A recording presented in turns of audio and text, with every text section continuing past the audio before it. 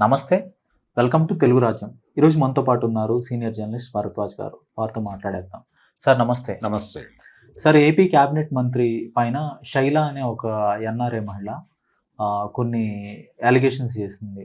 So, ఆయన తనతో అసభ్యంగా ప్రవర్తించాడని, డల్లాస్ పర్యటనలో భాగంగా అక్కడికొచ్చిన మంత్రి తనను కాఫీకి పిలిచాడని, సో ఇలాంటి కొన్ని ఆరోపణలైతే సోషల్ మీడియాలో చేసింది. సో, లోకేష్‌కి ఆవిడ ఫిర్యాదు చేసినప్పటికీ లోకేష్ పట్టించుకోలేదని, టీడీపీ నుంచి ఎలాంటి రెస్పాన్స్ రాలేదని, ఈ వేధింపులు కొనసాగుతున్నాయని సదరు మంత్రి నుంచి అని కూడా ఆవిడ కొన్ని విమర్శలైతే చేసింది. సో, ఎవరు ఆ మంత్రి ఇంతకీ? రాయలసీమకి చెందిన మంత్రి అని కొంతమంది అంటున్నారు. సో, ఇందులో నిజానిజాలేంటి అసలు? అంటే ఆల్రెడీ కొన్ని పేర్లు కూడా సర్క్యులేషన్‌లోకి వచ్చుంటాయి గదా! స్పెక్యులేషన్ రూపంలో అయినా గాని. అవును. ఆ వచ్చిన వాళ్ళు ఎవరై ఉంటారు? అంటే రాయలసీమకు చెందిన అంత బెదిరించగలిగి లోకేష్ పట్టించుకోకుండా వదిలేసేంత స్థాయి ఉన్నవాళ్ళు ఎవరై ఉంటారు అంటే రకరకాల ఏరియాస్లో విండోస్ ఓపెన్ అవుతాయి. అవును. ఇంక్లూడింగ్ అంటే అది అనంతపురం దిశగా కూడా వెడుతుంది. ఓకే. వెడితే అక్కడ ఈ పయ్యావుల కేశవులు ఇలాంటి పేర్లు కూడా వచ్చే అవకాశం ఉంది. అంటే ఇవి రకరకాల వ్యక్తులు వెళ్ళారు అక్కడికి. అమెరికా వెళ్ళారు, ఈ తానా సభలు ఇలాంటివి జరిగినప్పుడు వెళ్తారు. గతంలో మనం చాలా పాత విషయం కానీ ఇలాంటి ఒక అమెరికా సభలో పాల్గొనడానికి వెళ్ళినటువంటి ఒక అవధాని గారు ఒక ఇంట్లో ఆయనకి షెల్టర్ ఏర్పాటు చేశారు. అక్కడ ఆ షెల్టర్ ఇచ్చినటువంటి ఇంటి గృహిణితో ఆయన ఏదో మిస్బిహేవ్ చేశాడు అని ఒక ఆరోపణ వచ్చి ఆయన చాలా ఇబ్బందులకి గురయ్యాడు. అయితే ఆవిడ చీర కొంగుతో ఈయన ముఖం తుడుచుకున్నాడు అని సన్నివేశం ఎస్టాబ్లిష్ అయిన తర్వాత దీని మీద కూడా రకరకాల మీమ్స్ వచ్చినాయి. అంటే ఆయన వైఫ్ కట్టుకునే కలర్ చీర ఆవిడ కట్టుకుని ఉండటంతో కన్ఫ్యూజ్ అయి ఉంటాడు అవధాని గారు అని కూడా ఒక జస్టిఫికేషన్ ఆర్గ్యుమెంట్లు వచ్చినాయి ఆ టైంలో. ఎవరు సార్ అవధాని? ఆయన ఉన్నాడు కదండి శతావధాని. ఇప్పుడు అవధాన పీఠం ఉంది కదా, నాగపణి శర్మ గారు. అలా ఆ తర్వాత ఆయన పెద్దగా విదేశాలు కొంత ఆయన వెలుగు తగ్గింది. తర్వాత మళ్ళీ పికప్ అయ్యాడు. అది జరిగిందా లేదా ఇదంతా బయట అప్పటికి ఇంకా సోషల్ మీడియా యాక్టివ్గా లేదు కాబట్టి అదేదో మామూలు మీడియా రోజుల్లో జరిగింది. ఇది సోషల్ మీడియా అంటే అది సైన్స్ మీడియా అందాం. సైన్స్ మీడియా రోజుల్లో జరిగినటువంటి గొడవ అది. ఓకే, అది వదిలేస్తే ఇప్పుడు కూడా క్లియర్గా పేరు చెప్పేయచ్చు, దానిలో తప్పే ఉంది. మీరు ఆల్రెడీ సోషల్ మీడియాలో పంపు చేశారు విషయాన్ని.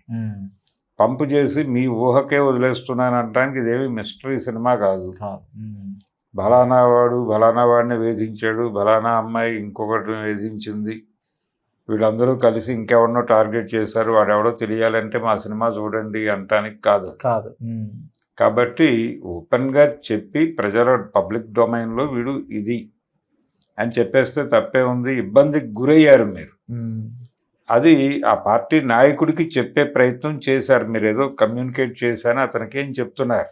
ఎవరైతే ఇప్పుడు ఆపరేషన్స్ చూస్తున్నారో వారికి, లోకేష్ గారికి, చంద్రబాబు గారికి కాదు. లోకేష్ గారికి వారికి చంద్రబాబు గారికి చెప్పినా వారు అక్కడికే ఫార్వర్డ్ చేసి ఉండేవారు లోకేష్ దగ్గరికి.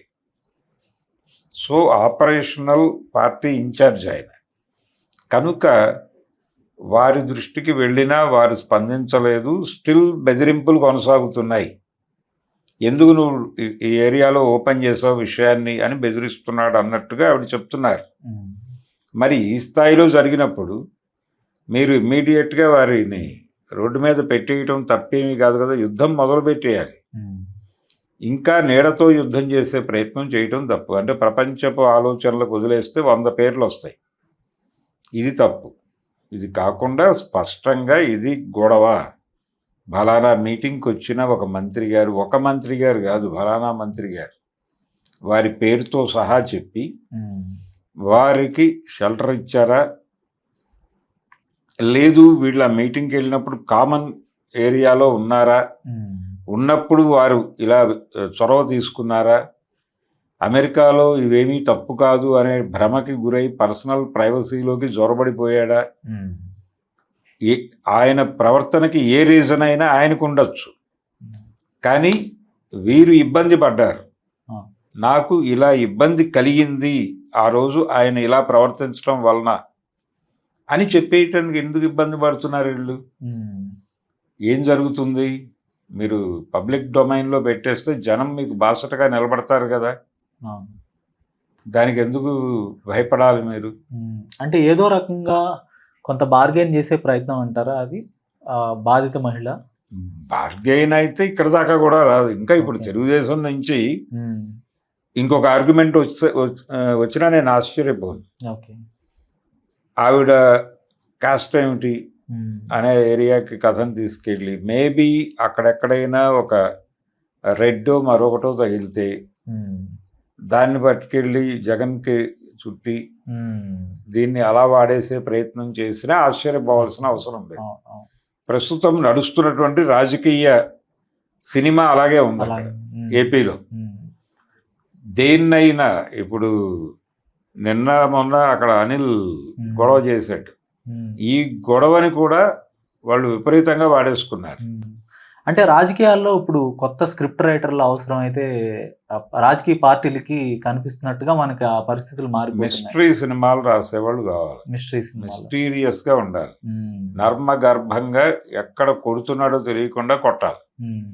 అలాంటి స్క్రిప్ట్ రైటర్లకి ప్రస్తుతం గిరాకీ ఉంది రాజకీయ పార్టీల దగ్గర. సినిమాల్లో ఎలాగూ స్క్రిప్ట్ రైటర్లకి సీన్ అయిపోయింది. సినిమా రంగం నుంచి రచయితలు నిష్క్రమించారు. అంటే ఇప్పుడు డైరెక్టర్లే కథలు రాసుకుని నేరుగా హీరోలను కన్విన్స్ చేసుకుని వాళ్లే తెర మీదకి తీసుకెళ్లి వాళ్లే డైలాగులు సెట్లో రాసుకునేటువంటి పరిస్థితి నడుస్తోంది.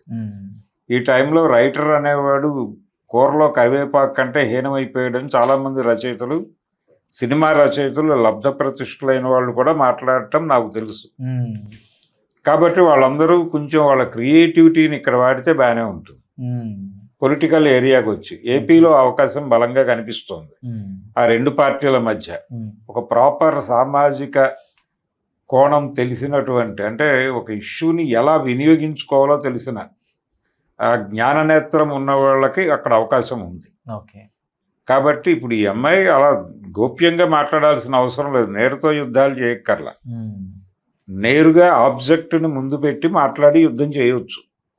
ఎందుకు మొహమాట పడుతుందో తెలియదు. అంటే మీరన్నట్టుగా ఇప్పుడు బేరసారాలు నడిచే వ్యవహారం కాదు. మీరు ఇంత ఓపెన్ అయ్యి సడన్గా ఆర్గ్యుమెంట్ షట్ డౌన్ అయిపోతే అప్పుడు కూడా ప్రపంచం మాట్లాడుకునేది అదే, ఎక్కడో బేరం సెటిల్ అయి ఉంటుంది, వీడికి అనిపించడం మానేసింది అనే అనుకుంటారు. మీ తాలూకా ట్వీట్లో లేకపోతే మీ తాలూకా పోస్ట్లో మీ తాలూకా వీడియోలో ఆల్రెడీ డౌన్లోడ్ అయి ఉంటాయి. ఈ డౌన్లోడెడ్ కంటెంట్ని అమ్ముడు పోయారు అని వాళ్ళు మీమ్ చేస్తారు. కౌంటర్గా యాంటీ తెలుగుదేశం బ్యాచ్ మిమ్మల్ని టార్గెట్ చేస్తుంది. లేదు మీరు కొనసాగితే మీరు వాళ్ళకి అమ్ముడు పోయి ఇదంతా కొనసాగిస్తున్నారని వీళ్ళు దాడి చేస్తారు. సో మీరు ఆల్రెడీ జంక్షన్లో నిలబడ్డారు యుద్ధరంగంలో, ఇప్పుడు మీరు ఎటు కదిలినా తంతారు. సీన్ అలా ఉంది.